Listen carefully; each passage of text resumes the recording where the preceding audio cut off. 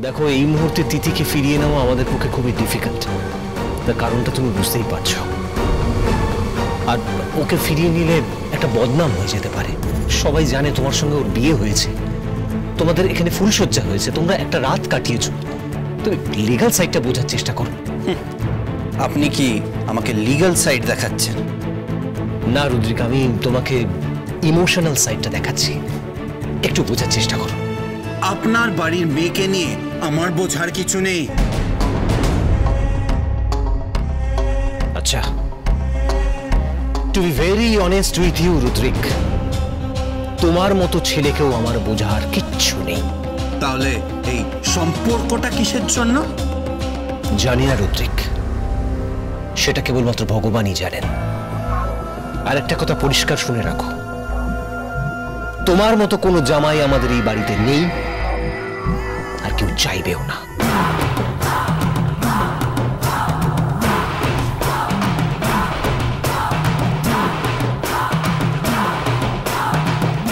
দেখুন আমাকে কেমন ভাবে ইনসাল্ট করে চলে গেলেন। আমি এক্ষুনি চলে যাবো এখান থেকে, আমি আর নিতে পারছি না।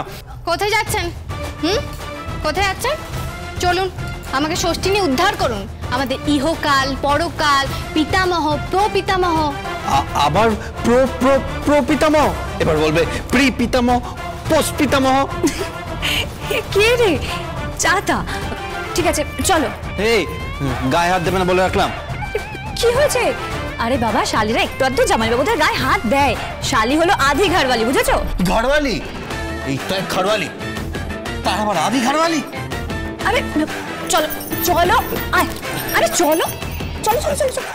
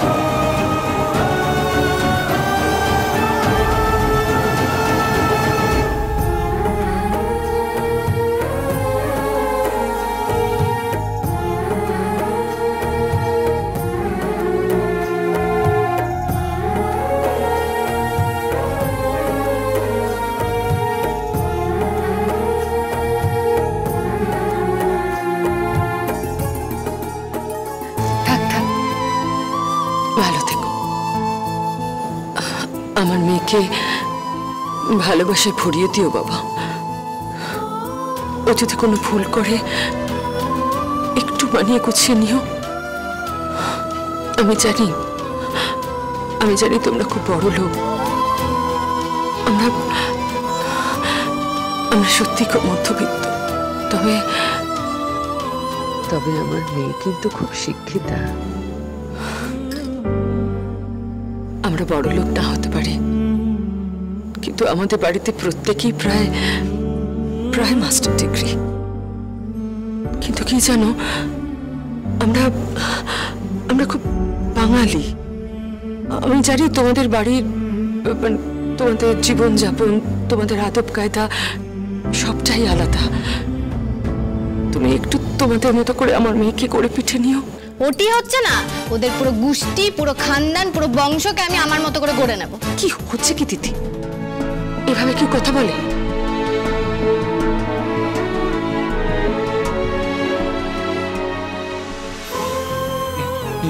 কি আপনি হাত জোড় করছেন কেন?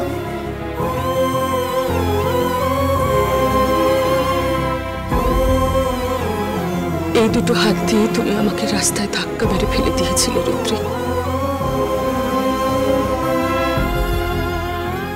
আমি সেই হাত ধরেই বলছি, আমার সব থেকে দুর্বল জায়গা আমার মেয়ের।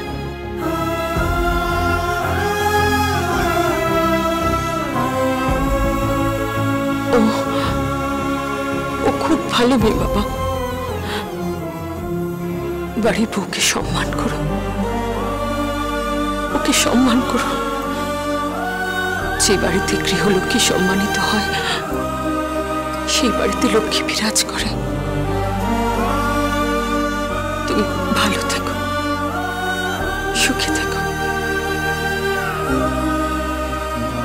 বাই দ্য ওয়ে, আপনার শরীর কেমন আছে এখন? অনেকটা ভালো আছে। সে তো দেখতেই পাচ্ছি। বাই দ্য ওয়ে, এখন আর অক্সিজেন সিলিন্ডার দরকার পড়ছে? তাহলে আপনাকে নিয়ে এখন খুব একটা ভয় নেই? না, আগের থেকে এখন অনেক ভালো আছে। ডাক্তার বলেছে রেগুলার চেক আপে থাকলে ও খুব তাড়াতাড়ি সেরে যাবে।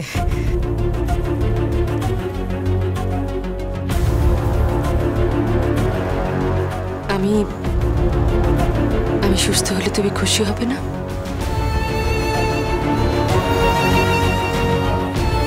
আরে কেন খুশি হবে না দিদি? তুমিও না পারো, নিশ্চয়ই খুশি হবে, 100 বার খুশি হবে। কি খুশি হবে না? হ্যাঁ, খুশি হব তো, খুশি হব। সর্বনাশ, এ বলছে সুস্থ হয়ে যাবে। এখন তো ফিট দেখছি, এবার কি মাঠে গিয়ে ফুটবল খেলবে নাকি? ও মাই god.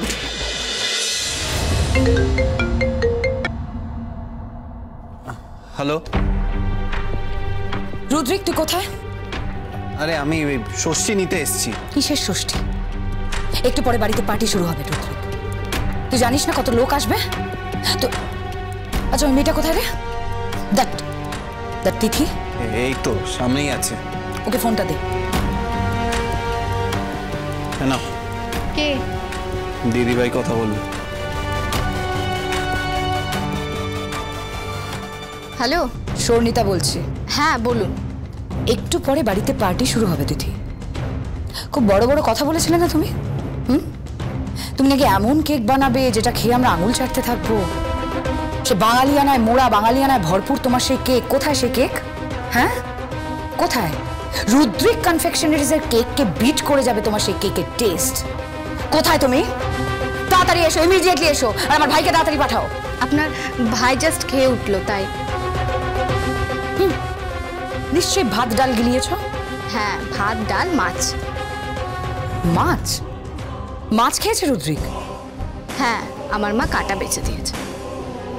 Wow, so kind of her. হ্যাঁ, আমার মা খুব দয়ালু, খুব কাইন্ড হার্টেড। বুঝতে পেরেছি, তাড়াতাড়ি পাঠাও আমার ভাইকে। কার সঙ্গে কথা বলছিস রে? সুনিতাদি ফোন করেছেন। আমার দি ফোনটা।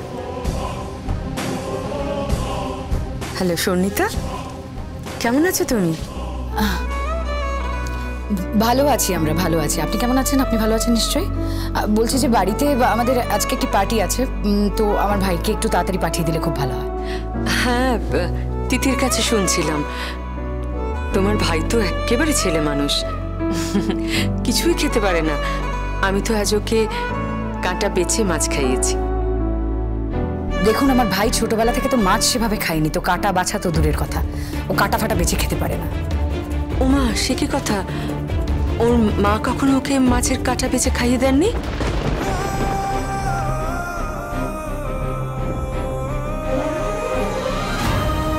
না না, আমাদের মম খুবই ব্যস্ত থাকতেন নানা রকম সোশ্যাল ওয়ার্কে, তাই। তা বলে আহারে, তোমার মা কোনোদিন তোমাকে মাছের কাঁটা বেছে খাওয়াননি?